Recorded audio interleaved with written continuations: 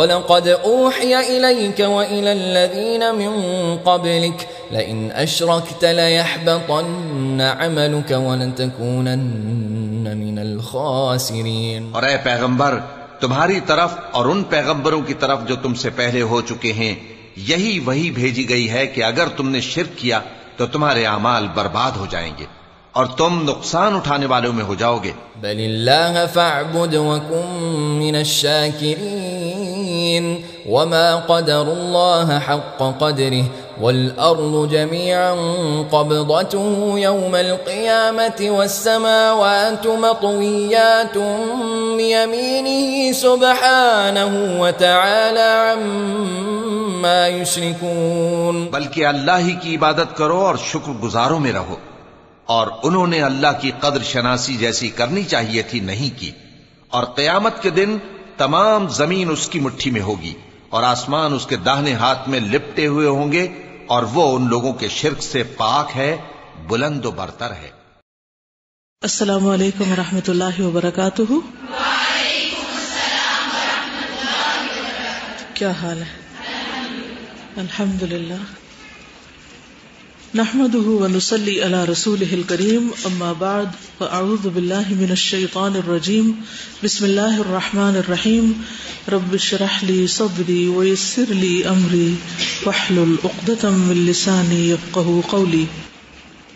کل ہم نے پڑھا تھا کہ محمد صلی اللہ علیہ وسلم پر ایمان لانے کا مطلب کیا ہے، یعنی آپ کو ہم اگر نبی مانتے ہیں، اللہ کے رسول مانتے ہیں، تو اس کا کیا مطلب ہے؟ تو آپ میں سے کوئی بتائے گا؟ سب سے پہلی بات یہ ہے کہ یعنی محمد صلی اللہ علیہ وسلم پر ایمان لانے کا مطلب یہ ہے کہ ہم آپ کو اللہ کے بندے اور اس کا رسول مانیں، ٹھیک ہے؟ پھر اور کیا مانیں؟ ترتیب کے ساتھ اگر چلے، اس کے ساتھ اگلی بات کیا کنیکٹ کرتی ہے؟ سید الاولین والآخرین، اور لیکن اطاعت تو اگلے درجے پر آئے گی نا۔ سب سے پہلے تو آپ کی حیثیت کا تعین کرنا ہے کہ آپ کی حیثیت کیا ہے۔ جیسے ہم نے آپ کو اللہ کا بندہ اور اس کا رسول، کیونکہ سب سے پہلے جب کسی کو مسلمان ہونا ہوتا ہے یا کسی کو ہم کہتے ہیں کہ اسلام لاؤ، تو ہم پہلی بات اس کو کیا بتاتے ہیں کہ آپ حضور صلی اللہ علیہ وسلم کی غیر مشروط اطاعت کرو، یہ بتائیں گے سب سے پہلے۔ یا ہم یہ کہیں گے کہ آپ کو خاتم الانبیاء مانو، یہ باتیں ٹھیک ہے، ایمان کا حصہ ہیں، لیکن سب سے پہلی چیز ترتیب بار ہمیں پتہ ہونی چاہیے۔ جی، اس بات پر پکا یقین کہ اللہ تعالیٰ نے ہی ان کو مبعوث کیا ہے، اور جو کچھ وہ ہمیں بتا رہے ہیں وہ سب اللہ ہی کی طرف سے ہے، اور کہ ان کی رسالت ہمیشہ کے لیے ہے، اور آپ خاتم الانبیاء ہیں، اور غیب کا علم نہیں جانتے تھے۔ اور چلیے میں آپ کو ایک دن دیتی ہوں، جو کچھ آپ نے لکھا ہے، کل اس پہ کافی ڈسکشن ہوئی تھی، میں دوبارہ وقت نہیں لیتی کیونکہ آگے کافی سارا پڑھانے کا ہے۔ اس کو سوچ کر لکھیے، ترتیب وار، اپنے ہوم ورک کی ڈائریز میں ہی لکھیے ترتیب وار کہ محمد صلی اللہ علیہ وسلم پر ایمان لانے کا مطلب کیا ہے۔ سب سے پہلے آپ کو کیا مانا جائے، یعنی ہمارے دل میں آپ کا کیا مقام ہو کہ آپ کون ہیں، ٹھیک ہے؟ پھر اس کے بعد یہ ہے کہ یعنی آپ کی کچھ صفات کا ذکر ہو کہ آپ کون تھے۔ جیسے اللہ تعالیٰ پر جب ہم ایمان لائے تو اس کے بعد اللہ تعالیٰ کی ذات پر ایمان تھا، اور پھر صفات پر ایمان۔ تو اسی طرح نبی صلی اللہ علیہ وسلم کی ذات کیا تھی اور آپ کی صفات کیا تھی، اور پھر آپ کی خصوصیات کیا تھی باقی انبیاء کے مقابلے میں۔ تو اس ترتیب سے ذرا اس کو لکھیے، ٹھیک ہے؟ کیونکہ اگر آپ کے ذہن میں ایک لاجیکل سیکوینس نہیں، تو آپ جب کسی کو بتانے لگتے ہیں تو بھی آپ ابرپٹلی بات کریں گے اور اس شخص کو سمجھ نہیں آئے گی۔ بات آپ کی درست ہوگی لیکن وہ سمجھ نہیں پائے گا کہ کیا کہہ رہے ہیں، ٹھیک؟ تو تھوڑا سا اس میں دھیان رکھیے۔ ہم چونکہ آپ صلی اللہ علیہ وسلم کو خاتم الانبیاء مانتے ہیں، تو آج ہم شروع کریں گے صفحہ نمبر 136 سے کہ ختم نبوت کیا چیز ہے۔ عقیدہ رسالت کا اہم پہلو ختم نبوت ہے، یعنی یہ ایمان رکھنا کہ نبی اکرم صلی اللہ علیہ وسلم اللہ تعالیٰ کے آخری نبی اور رسول ہیں۔ آپ کے بعد نہ کوئی نبی آئے گا نہ ہی رسول، رہتی دنیا تک آپ کی نبوت ہی بندوں رب کے درمیان پیغام رسانی کا واحد مستند واسطہ یا ذریعہ ہے۔ آپ کے بعد جو بھی نبوت کا دعویٰ کرے گا وہ جھوٹا اور کذاب ہے، ذال کے ساتھ، ٹھیک ہے؟ ارشاد باری تعالیٰ ہے، ما کان محمد ابا احد من رجالکم ولکن رسول اللہ وخاتم النبیین۔ سورۃ الاحزاب آیت 40. محمد صلی اللہ علیہ وسلم تمہارے مردوں میں سے کسی کے باپ نہیں ہیں، لیکن آپ اللہ کے رسول اور خاتم النبیین ہیں. بخاری کی روایت ہے عن جابر بن عبداللہ قال قال النبی صلی اللہ علیہ وسلم مثلی ومثل الانبیاء کرجل بنا دارا فاکملها واحسنها الا موضع لبنة فجعل الناس يدخلونها ويتعجبون ويقولون لولا موضع اللبنة. وفي رواية عن ابي هريرة يزاده فانا اللبنة وانا خاتم النبيين. بخاری. جابر بن عبداللہ سے روایت ہے کہ انہوں نے کہا رسول اللہ صلی اللہ علیہ وسلم نے فرمایا میری اور دوسرے پیغمبروں کی مثال ایسی ہے گویا ایک شخص نے مکان بنا کر اس کو مکمل اور مزین کر دیا، یعنی خوبصورت بنا دیا، صرف ایک اینٹ کی جگہ باقی رہ گئی. اب جو لوگ اس گھر میں جاتے متعجب ہوتے کہ اگر اس اینٹ کی جگہ نامکمل نہ ہوتی تو کیا ہی اچھا ہوتا، یعنی یہ اینٹ بھی لگ جاتی اپنی جگہ.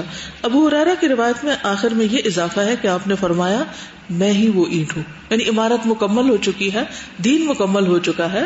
الیوم اکملت لکم دینکم، اللہ تعالیٰ نے دین کو ہمارے لیے مکمل کر لیا، اس لیے اب کوئی اور اینٹ لگانے کی جگہ ہی نہیں ہے، کسی اور نبی کے آنے کی ضرورت ہی نہیں ہے. تو آپ نے فرمایا میں ہی وہ اینٹ ہوں اور میں ہی خاتم النبیین ہوں. قابل غور بات یہ ہے کہ آپ کی بعثت سے تقریباً 1000 سال قبل سے لے کر تقریباً 650 سال تک جن مذہبی رہنماؤں نے کسی آسمانی ہدایت کا دعویٰ کیا ان کے دعویٰ کو قبول عام حاصل ہوا اور آج بھی ان کے پیروکار دنیا میں نظر آتے ہیں. مثلا مہاتما بدھ، مہاویر جین، زرتشت، کنفیوشس. مگر آپ کے بعد جس نے بھی نبوت اور آسمانی ہدایت کا دعویٰ کیا وہ تاریخ میں گم ہو کر رہ گیا، یعنی وہ اس کی بات آگے بڑھی ہی نہیں. اس پر اگر آپ تفہیم القرآن دیکھیں تو اس میں مولانا مودودی نے خاتم النبیین پہ جو ضمیمہ لکھا ہے اس میں بہت سی آیات، احادیث اور بہت سے دلائل کو جمع کر دیا اور اس کو ایک کتاب کی شکل میں بھی ختم نبوت کے نام سے انہوں نے الگ چھاپا ہوا ہے، اور کتابیں بھی موجود ہیں. عقیدہ ختم نبوت کو تسلیم نہ کرنے کی بنا پر احمدی قادیانی غیر مسلم قرار دیے گئے اور بظاہر تمام اسلامی اعمال کے کرتے ہوئے بھی مسلمانوں کی صف میں شامل نہیں. اب ہے رسول اللہ صلی اللہ علیہ وسلم کی خاص حیثیتیں. جیسے ابھی بھی آپ کو جو ہوم ورک دیا نا اس میں یہ کہ آپ کی حیثیت اور آپ کا مقام کیا ہے اس کو بھی لکھنا ہے، تو اس میں سے بھی پوائنٹس آپ وہاں لکھ سکتے ہیں. نبی کریم کو اللہ تعالیٰ نے یہ مرتبہ عطا کیا کہ مسلمانوں کو منع کر دیا کہ اللہ کے رسول کا نام لے کر انہیں پکارے، یعنی یا محمد کہہ کے پکارنا ناپسندیدہ ہے. قرآن مجید میں آتا ہے لا تجعلوا دعاء الرسول بینکم کدعاء بعضکم بعضا، اے مسلمانوں رسول کو اس طرح مت پکارو یا خطاب کرو جیسے تم ایک دوسرے کو پکارا کرتے ہو. ہم ایک دوسرے کو کس سے پکارتے ہیں؟ نام سے پکارتے ہیں. تو نبی صلی اللہ علیہ وسلم کو نام لے کے نہیں پکارنا چاہیے جیسے ہم کسی انسان کو پکارے. جیسے آپ اپنے دوستوں کا، جان پہچان کے لوگوں کا نام لیتے ہیں، یعنی خصوصاً جن سے آپ بے تکلف ہوتے ہیں، لیکن جو عمر میں بڑا ہو کیا آپ اس کا نام لیتے ہیں؟ ہمارے مسلمانوں کا کلچر تو نہیں. ہاں کچھ اور قوموں میں یہ ہوتا ہے بڑے چھوٹے سب کو برابر کیا ہوا اور نام لیا جاتا ہے، لیکن ہم ایسا نہیں کرتے. بڑے کو کیا کہتے ہیں؟ کسی کو باجی، کسی کو آپا، کسی کو خالہ، کسی کو، اب تو خیر آنٹی سب کے لیے کافی ہے، لیکن بہرحال نام کی بجائے کچھ اور لقب وغیرہ استعمال کرتے ہیں. تو یہاں پر بھی آپ دیکھیے کہ اللہ سبحانہ تعالیٰ نے قرآن مجید میں باقی انبیاء کا نام دیا ہے، یا نوح، یا ابراہیم، یا موسیٰ، یا یحییٰ، لیکن یا محمد نہیں کہا. خود اللہ تعالیٰ قرآن مجید میں آپ کو کہیں نام لے کر نہیں پکارتے بلکہ یا ایھا الرسول، یا ایھا المدثر، یا ایھا المزمل وغیرہ کہا گیا، جبکہ دیگر انبیاء کو یا آدم، یا نوح، یا ابراہیم، یا موسیٰ وغیرہ پکارا گیا. دوسری بات، حضور صلی اللہ علیہ وسلم کے لیے 5 تحفے، یعنی 5 آپ کی خصوصیات. نمبر 1، وہب رضی اللہ عنہ سے روایت ہے کہ رسول اللہ صلی اللہ علیہ وسلم نے فرمایا، اللہ تعالیٰ نے مجھ سے فرمایا اے محمد صلی اللہ علیہ وسلم، جو کچھ میں نے تمہیں عطا کیا ہے تم سے پہلے کسی نبی کو عطا نہیں کیا. ہم نے تمہیں الکوثر عطا کیا، انا اعطیناک الکوثر فصلی لربک وانحر، جو سورت ہے اس میں الکوثر. نمبر 2، ہم نے تمہارے نام کو اپنے اسم کے ساتھ لکھنے اور بولنے کی اجازت دی، جیسے اذان، اقامت اور کلمہ شہادت میں. لیکن اس کا یہ مطلب نہیں کہ جہاں یا اللہ لکھا ہو وہاں ساتھ ہی یا محمد لکھ دے کہ اس کی اجازت ہے، ایسا نہیں ہے کہیں بھی. تیسری بات، ہم نے تمام روئے زمین کو تمہاری اور تمہاری امت کے لیے سجدہ گاہ بنا دیا. یہ بھی آپ کی خصوصیت ہے. ہم نے آپ کی ماضی اور مستقبل کی کوتاہی معاف کر دی. یہ نمبر 4 ہے. اور نمبر 5 ہم نے شفاعت کا حق آپ کے لیے محفوظ رکھا. کچھ اور احادیث سے مزید باتوں کا بھی پتہ چلتا ہے. آپ میں سے کسی کو کچھ یاد ہے؟ کوئی اور آپ کی خصوصیت یا فضیلت؟ اوتی تو جوامع الکلم، مجھے جوامع الکلم عطا کیے گئے ہیں. اور دشمن پر 1 ماہ کی مسافت سے مجھے رعب عطا کیا گیا، مسیرت شہر. یعنی آپ صلی اللہ علیہ وسلم یا آپ کی آرمی جہاں ہوتی تو 1 مہینے کی مسافت دور تک دشمن کے دل میں خوف یا رعب ہوتا. مال غنیمت آپ کے لیے حلال کی گئی، یہ تو اس میں آ چکا ہے. ساری زمین امت کے لیے سجدہ گاہ بنا دی گئی. ساری زمین آپ کے لیے پاک ہے، اس کی مٹی یعنی تیمم ہو سکتا ہے، اس پہ سجدہ کیا جا سکتا ہے بغیر جائے نماز بچھائے. کیونکہ کچھ لوگ جائے نماز کے بغیر کہیں بھی نماز نہیں پڑھ، نماز چھوڑ دیں لیکن بچھانا ضروری ہے، حالانکہ ضروری نہیں ہے. زمین ساری پاک ہے الا کہ کوئی نجاست نظر آ رہی ہے. اور کوئی تمام انسانوں کی طرف آپ کو نبی بنا کے بھیجا گیا، جبکہ باقی تمام انبیاء اپنی اپنی قوم کی طرف مبعوث کیے گئے خاص طور پر. اور سورۃ فاتر البقرہ کی آخری 2 آیات آپ کو عطا کی گئی جو اس سے پہلے کسی اور نبی کو نہیں دی گئی. مقام محمود اور وسیلہ، جنت میں سب سے پہلے داخل ہوں گے. Very good. اور سب سے پہلے آپ کی قبر کھولی جائے گی. اور قیامت کے دن انبیاء کرام کے سردار ہوں گے. پل صراط پر سب سے پہلے جائیں گے. آسمانوں کی سیر کرائی گئی، اسراء اور معراج نصیب ہوئی. گڈ. تمام انبیاء کی آپ نے امامت کرائی. وہ تمام انبیاء کا ہے. قبر میں تمام انبیاء کا جسم جو ہے وہ سلامت رہتا ہے. یعنی وہ خصوصیات جو کہ سب کی ہیں وہ تو ٹھیک ہے اپنی جگہ، لیکن یہاں ہم بات کر رہے ہیں ان خصوصیات کی جو باقیوں کو نہیں ملی. شابش، ویری گڈ. قیامت کے دن سب نسب ختم ہو جائیں گے سوائے آپ کے نسب کے. سب سے پہلے آپ کے لیے جنت کا دروازہ کھولا جائے گا. آپ اس پر نوک کریں گے اور ان کو وہ بتائیں گے، جنت کے جو داروغہ ہوں گے، کہ ہمیں حکم دیا گیا کہ آپ سے پہلے کسی اور کے لیے نہ کھولا جائے. گڈ. اور سب سے زیادہ آپ کے پیروکار ہوں گے. ماشاء اللہ، آپ لوگ تو واقعی پڑھ کے آئے ہیں. آپ کی امت کے لیے ایک نیکی 10 دفعہ لکھی جاتی. سب سے پہلے آپ شفاعت کریں گے. یہ جو شفاعت کی بات ہے نا، آپ کی شفاعت کی وجہ سے حساب قائم ہوگا. لوگ جائیں گے نا پہلے، یعنی شفاعت کبریٰ کا آپ کو حق حاصل، یہ کہنا چاہیے. آپ کی شفاعت قبول ہوگی. آپ کی قبر اور ممبر کے درمیان کا حصہ روضۃ من ریاض الجنہ، اس کو جنت کا ٹکڑا کہا گیا ہے. امام اور خطیبوں کے قیامت کے دن بھی آپ کی امت کے دل میں آنے والے خیالات سے درگزر کیا گیا، ان کو معاف کیا گیا. جی، آپ کی امت کو دوسروں پر گواہ بنایا گیا. ٹھیک ہے جی. حوض کوثر پر آپ پانی پلائیں گے. ٹھیک ہے. نبی صلی اللہ علیہ وسلم کی امت کا حساب پہلے ہوگا. عبداللہ بن عباس سے روایت ہے کہ نبی اکرم صلی اللہ علیہ وسلم نے فرمایا، ہم آخری امت ہیں لیکن ہمارا حساب سب سے پہلے ہوگا. قیامت کے دن پکارا جائے گا کہ امی نبی کی امت اور ان کا نبی کہاں ہے؟ بس ہم سب سے آخر میں آنے والے اور سب سے پہلے حساب لیے جانے والے ہیں. یہ ابن ماجہ کتاب الزہد ہے. جی، آپ کی امت جو ہے اس کو یعنی بیک وقت سب کو تباہ نہیں کیا جائے گا. وضو کے اعضاء کی وجہ سے آپ کی امت کے جو اعضاء ہیں وہ چمک رہے ہوں گے اور آپ اس سے ان کو پہچانیں گے. آپ سے محبت ایمان کا حصہ ہے. گڈ. آپ کی بیٹی کو جنت کی عورتوں کا سردار، آپ کے نواسے کو جنت کے نوجوانوں کا سردار بنایا گیا. Good point. یعنی سرکش جنوں اور انسانوں کے علاوہ ساری مخلوق آپ کو نبی مانتی ہے، یعنی پہچانتی ہے. یعنی آپ کا جو معجزہ ہے وہ سب سے مختلف ہے اور ہمیشہ کے لیے معجزۃ خالدہ کہا جاتا ہے قرآن مجید کو. جی ہاں، جب آدم علیہ السلام ابھی گارے کی حالت میں تھے اس وقت بھی آپ آخری نبی تھے. گڈ. جی ہاں، آپ کی ازواج امت کی مائیں ہیں اور امت کے مقابلے میں آپ کو زیادہ شادیوں کی اجازت تھی مخصوص حالات کی وجہ سے. آپ پر تہجد کی نماز فرض تھی جبکہ باقی امت پر فرض نہیں ہے. آپ کی امت کے لیے 5 نمازیں 50 کے برابر ہیں. یہ بھی ایک خاص خصوصیت ہے.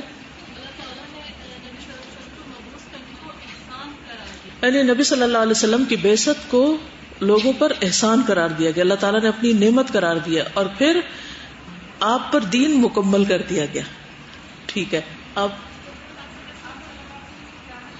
قیامت کے دن تمام انبیاء پر آپ کو گواہ بنایا جائے گا، شاہدن. جی، آپ کی امت کو لیلۃ القدر نصیب کی گئی. باقی انبیاء کے معجزات صرف انبیاء کے ہاتھ میں تھے، اور آپ کا معجزہ ہمارے ہاتھوں میں. جی. اور آپ پر بیویوں کے لیے عدل کرنا فرض نہ تھا؟ یس. آپ کے چونکہ درجے اتنے بلند تھے، لہٰذا آپ کی تکلیف بھی دوہری ہوتی تھی، یعنی بیماری بھی یا درد یا بخار بھی عام انسانوں کے مقابلے میں زیادہ ہوتا تھا، دگنا ہوتا تھا. آپ کو جنت دوزخ دکھائی گئی. تو اسراء معراج میں سب چیزیں آ جاتی ہیں اور اسی کا ذیلی حصہ ہو جائے گا. آپ کی امت میں سے 70,000 بغیر حساب کے جنت میں داخل ہو جائیں گے. ٹھیک ہے. جی، حضرت عیسیٰ علیہ السلام آپ ہی کے امتی بن کر آئیں گے. آپ کے شہر کو بھی حرم قرار دیا گیا اور اس میں دجال داخل نہیں ہوگا. Very good.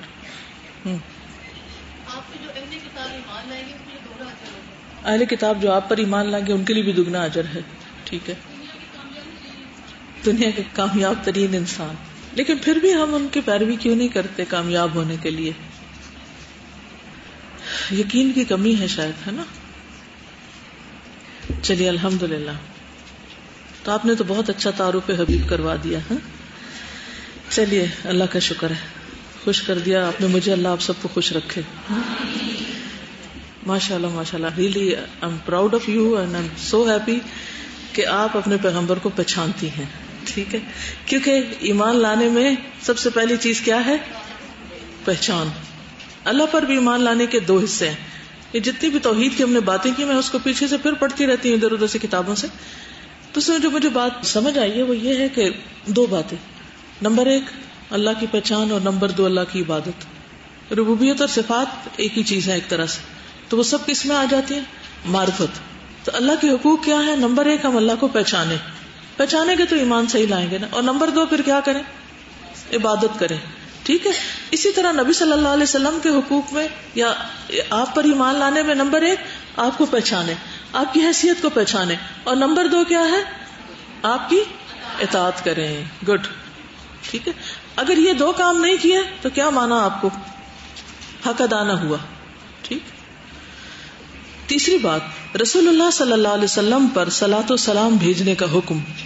اللہ تعالیٰ نے مسلمان مرد و عورت کو حکم دیا کہ جب بھی آپ کا نام لیا جائے یا سنا جائے تو آپ پر درود و سلام بھیجیں. قرآن مجید میں ارشاد باری تعالیٰ ہے، ان اللہ وملائکتہ یصلون علی النبی یا ایھا الذین آمنوا صلوا علیہ وسلموا تسلیما.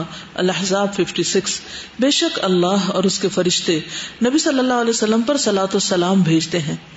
اے مومنو تم بھی ان پر درود و سلام بھیجا کرو. رسول اللہ صلی اللہ علیہ وسلم کا ارشاد ہے، جو مجھ پر ایک بار درود و سلام بھیجتا ہے اللہ تعالیٰ اس پر 10 بار برکات و سلام بھیجتا ہے، اور جو آپ پر درود نہ بھیجے اس کا کیا نقصان ہے؟ وہ جنت کے رستے سے بھٹک گیا. نمبر 4 رسول اللہ صلی اللہ علیہ وسلم کی اطاعت اور محبت. آپ پر ایمان لانے کے بعد سب سے اہم مطالبہ آپ کی اطاعت اور محبت ہے، جس کا مطلب ہے کہ بندگی اور معاملات میں آپ کی محبت کو ترجیح دیتے ہوئے آپ ہی کی اطاعت کی جائے گی. اور اس سلسلے میں تمام فقہی، قانونی، معاشی، معاشرتی، سیاسی اور دینی امور میں آپ سے براہ راست رہنمائی لی جائے گی. قرآن مجید میں تقریباً 40 مقامات پر اطاعت اور اتباع رسول کا ذکر کیا گیا ہے صلی اللہ علیہ وسلم. من یطع الرسول فقد اطاع اللہ. سورۃ النساء آیہ 8. وما ارسلناک من رسول الا لیطاع باذن اللہ. سورۃ النساء 64. اطیعوا اللہ والرسول ولا تولوا عنہ. سورۃ الانفال آیہ 20. قل ان کنتم تحبون اللہ فاتبعونی یحببکم اللہ. سورۃ آل عمران 31. اللہ کے ساتھ بندے کی محبت کو اتباع رسول کے ماتحت کر دیا گیا، اور رسول صلی اللہ علیہ وسلم کی اتباع محبت الہی کا سبب ہے. 5 رسول اکرم صلی اللہ علیہ وسلم کو ناراض کرنے کی ممانعت. دیکھیے جن کا اتنا بڑا درجہ، رتبہ اور مقام ہو، یہ جتنی آپ نے خصوصیات بتائی ہیں یہ کسی اور میں پائی جاتی؟ کسی میں بھی نہیں. نہ ہمارے ماں باپ میں، اور نہ ہی کسی اور بزرگ میں، نہ کسی عالم میں، نہ کسی اور ہستی میں. تو اگر ان کی ہم بات نہ مانیں تو ٹھیک ہے، وہ بھی اچھی بات نہیں ہے. ماں باپ کی اطاعت کرنی چاہیے، بزرگوں کا احترام کرنا چاہیے، دوسروں کی جو اولو الامر ہیں ان کی بات ماننی چاہیے. اور جس اطاعت کا اللہ نے حکم دیا اگر کوئی اس کی خلاف ورزی کرتا ہے تو اللہ کی نافرمانی کرتا ہے. لیکن خاص طور پر رسول اللہ صلی اللہ علیہ وسلم کی اطاعت ضروری ہے، اور آپ کی اطاعت سے منہ موڑ کر یا کسی بھی طریقے سے آپ کو اذیت دے کر انسان بچ نہیں سکتا. یہ بہت بڑا گناہ ہے اور اس سے منع کیا گیا ہے. مسلمانوں کو رسول اکرم صلی اللہ علیہ وسلم کو ناراض کرنے سے منع کیا گیا. وما كان لكم ان تؤذوا رسول اللہ، سورۃ الاحزاب 53. اے مسلمانوں، تمہیں کوئی حق نہیں کہ رسول صلی اللہ علیہ وسلم کو اذیت دو. بغیر اجازت ان کے گھر میں داخل ہونے سے منع فرمایا. یا ایھا الذین آمنوا لا تدخلوا بیوت النبی الا ان یؤذن لکم الی طعام غیر ناظرین اناہ، سورۃ الاحزاب 53. اے مومنو، رسول اللہ صلی اللہ علیہ وسلم کے گھر میں داخل نہ ہو جب تک کہ تمہیں کھانے کے لیے داخل ہونے کی اجازت نہ دے دی جائے. مسلمانوں کو رسول اللہ صلی اللہ علیہ وسلم کے سامنے آوازیں بلند کرنے سے بھی منع فرمایا. ارشاد باری تعالیٰ ہے، یا ایھا الذین آمنوا لا ترفعوا اصواتکم فوق صوت النبی ولا تجہروا لہ بالقول کجہر بعضکم لبعض ان تحبط اعمالکم وانتم لا تشعرون. اے ایمان والو، تم اپنی آوازوں کو نبی صلی اللہ علیہ وسلم کی آواز سے بلند نہ کرو، اور نہ ہی ان کے ساتھ کھل کے اس طرح بات کرو جیسے تم ایک دوسرے کے ساتھ کرتے ہو. یعنی اس طرح کی بے تکلفی جائز نہیں، اس میں احترام باقی رہنا چاہیے، ورنہ تمہارے اعمال برباد ہو جائیں گے اور تمہیں شعور بھی نہ ہوگا، پتہ بھی نہ چلے گا کہ کتنا بڑا نقصان ہو گیا. یعنی جب ہم یہ کہتے ہیں نا کہ آپ اللہ کے بندے ہیں، تو کبھی یہ غلطی نہ کریں کہ ان کو بندہ کہہ کر پھر کسی بھی عام بندے کے درجے پر لے آئیں. وہ کسی عام بندے کے درجے پر نہیں ہے. ہم نے کیا کہا؟ سید الاولین والآخرین ہے. ٹھیک ہے، وہ بندے ضرور ہیں، وہ بشر ہیں، لیکن عام بندوں کی طرح نہیں ہے. وہ ان سب کے لیے اسوہ حسنہ ہے اور سب سے اعلی مقام ہے بلا کسی اختلاف کے، یعنی بندوں میں سے. اور کیوں؟ اس کی کیا وجہ ہے؟ اس لیے کہ وہ بندگی کے اعلیٰ ترین مقام پر ہے، سب سے زیادہ ان کوانٹٹی اور پھر ان کوالٹی، دونوں طرح سے آپ نے اللہ سبحانہ تعالیٰ کی عبادت کی ہے. خواہ تہجد کی بات ہو، چاہے روزے کی بات ہو، چاہے صدقہ خیرات کی بات ہو. پیچھے آپ پڑھ چکے ہیں نا کہ آپ نے فرمایا اگر احد پہاڑ جتنا بھی سونا میرے پاس ہو تو میں 3 دن گزرنا پسند نہ کروں کہ میں سارے کا سارا اللہ کے راستے میں دے دوں. اتنا صدقہ کیا کسی نے؟ کسی حاتم تائی نے ایسا کچھ نہیں کیا. ہوا کوئی مثال ہی نہیں ہے آپ کے صدقے کی، کوئی مثال نہیں ہے آپ کے روزے کی، کہ آپ جب روزے رکھنے شروع کرتے تھے تو لگتا تھا کہ کبھی چھوڑیں گے نہیں، اور کبھی نہیں بھی رکھتے تھے. اور اسی طرح لازمی طور پر رات کو اٹھ کر عبادت کرتے تھے، چاہے کسی بھی حال میں ہو. بیمار ہوتے تھے تو بیٹھ کے بھی پڑھتے تھے، لیکن وہ نماز آپ پر ایک فرض کے درجے میں تھی. اسی طرح تکلیفیں اٹھا کر اللہ کا پیغام بندوں تک پہنچایا، اللہ کی راہ میں جنگیں لڑی، یعنی ہر طرح سے عبادت کا حق ادا کر دیا. ایسا حق کسی نے بھی ادا نہیں کیا. تو پھر ایک عام بندہ جو کوئی عبادت کرے یا نہ کرے اور ایک رسول اکرم صلی اللہ علیہ وسلم، دونوں کیا ایک ہی درجے میں؟ ہرگز نہیں. ٹھیک ہے نا. تو لوگوں کو یہ مشکل کیوں ہوتی ہے بات یا کانسیپٹ سمجھنے میں، جب ان کو کہا جاتا ہے کہ آپ بندے تھے یا بشر تھے یا اب تھے. ان کو پریشانی یہ ہو جاتی ہے کہ شاید ہم ان کا مقام کسی بھی عام انسان کی طرح کر رہے ہیں، جبکہ یہ نہیں ہے. آپ کے اندر انسانوں والی خصوصیات تھی، نہ جنوں والی تھی نہ فرشتوں والی تھی. آپ ایک انسان تھے، اور آپ کی عظمت اس میں ہے کہ انسان ہوتے ہوئے آپ نے اعلیٰ ترین معیار قائم کیا، یعنی جسے کہتے ہیں نا ٹاپ آف دا ورلڈ، کہ کسی نے ویسا حق ادا ہی نہیں کیا عبادت کا. تو اس لیے آپ کا جو مقام ہے یا آپ کا جو درجہ ہے بندگی میں، وہ سب سے بلند ہے. اس لیے بندوں میں بھی آپ سب سے عظیم ہیں. اسی لیے ہمیں آپ کو اپنے والدین، اپنے بزرگوں، علماء سب سے بڑھ کر اوپر رکھنا ہے، اور آپ کی بات کو بھی سب سے زیادہ اہمیت دینی اور ان کی اطاعت کرنی. یہ بات سمجھ آ گئی؟ کوئی اس میں مشکل ابہام؟ کیونکہ بہت سے لوگ اس کو توہین سمجھتے ہیں. وہ کہتے ہیں یہ توہین رسالت ہے کہ آپ صلی اللہ علیہ وسلم کو بندہ کہا جائے یا بشر مانا جائے. تو آپ کیا جواب دیں گے؟